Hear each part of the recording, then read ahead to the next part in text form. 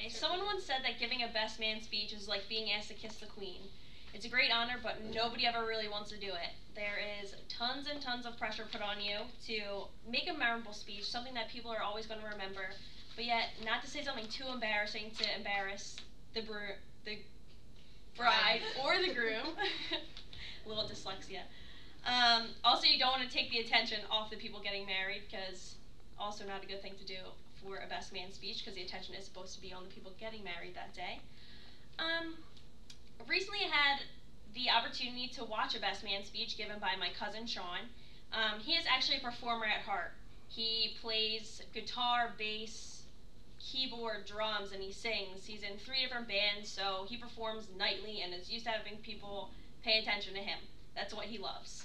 So we were all very anxious to see what he would come up with, how he would entertain us this time.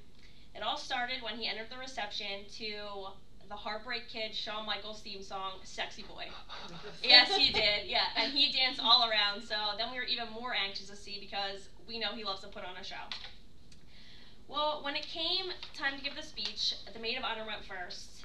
She seemed very nervous and very unprepared. She stuttered over her words, and what she was saying didn't really flow together. It was here, it was there, her thoughts were just so scattered.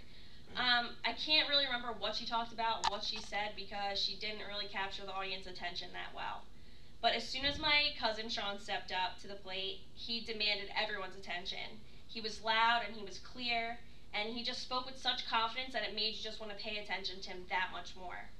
He seemed like he prepared for this day since his brother was born. He seemed like he always wanted to give this speech and he knew exactly just what to say, or that he had a speech written and he practiced it day and night. He really nailed it.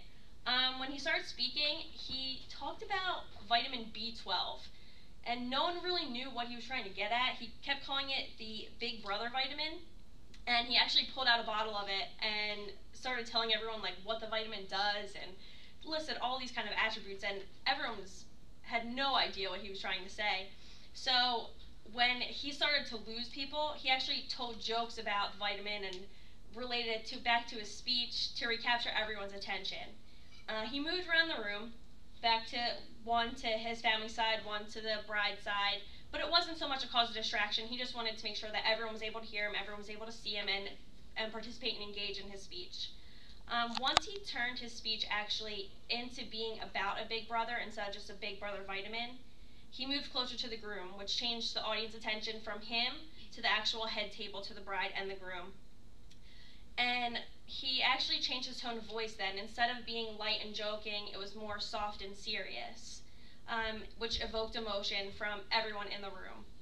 And when he wanted to be light and joking, he made everyone laugh. But when he wanted to be more serious, he actually evoked emotion from every single different person in the room, and he brought everyone to tears with the words that he said. But the main point is that anyone could have made the same speech that he made that day, but it wouldn't have been as effective, because it's not what he said, but how he actually said it.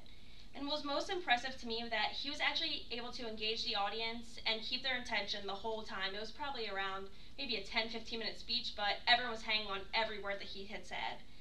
And the thing that I love the most about my cousin is that he's able to evoke the different emotions from everyone, whether it's laughing, whether it's crying, whether he scares you, anything. If you just want to listen to his music, he'll engage you in that as well. And it was great because it was either he's so overly confident in himself that the speech was easy for him to give, or he prepared so much and just faked the confidence, but either way, it was the best man speech I've ever heard.